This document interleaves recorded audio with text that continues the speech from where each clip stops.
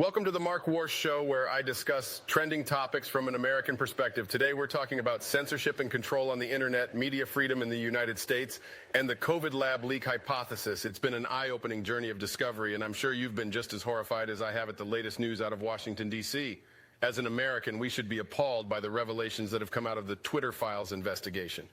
It's disturbing to learn that the government is actively working with big tech companies like Twitter, Facebook, and Google to suppress free speech and impose their own thought-policing agenda. And to enforce it, a small group of censors use machine learning to control what Americans see on the internet.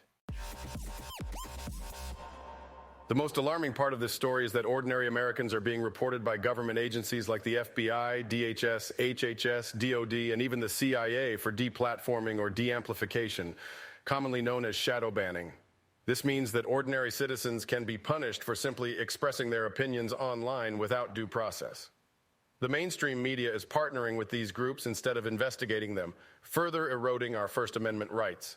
It's clear that this system of censorship and control is a form of digital McCarthyism, an attempt by the government to make lists of people whose views they disagree with or find dangerous. This type of punishment without due process is a frightening violation of our constitutional rights as Americans. We must fight back against these attempts to stifle our freedom of speech and demand accountability from those responsible. During a hearing about the Twitter files, the room erupted into a heated exchange between journalist Matt Taibbi and Representative Sylvia Garcia. Garcia was seemingly unaware of the First Amendment rights of journalists and asked Taibbi to reveal his confidential sources, something that he is legally protected from doing. This incident highlights the dangerous state of media freedom in the United States today. Real journalists rely on confidential sources to uncover stories that are of legitimate public importance. Reporters' privilege exists because it allows journalists to act as neutral watchdogs and objective observers without fear of retribution or censorship from the government. Unfortunately, this freedom has been threatened in recent years by the rise of the national security state and the proliferation of new surveillance technologies. The government has targeted journalists in order to find their sources. Whistleblowers have been prosecuted for leaking information in the public interest, and journalists have had to take extreme measures to protect their sources from surveillance.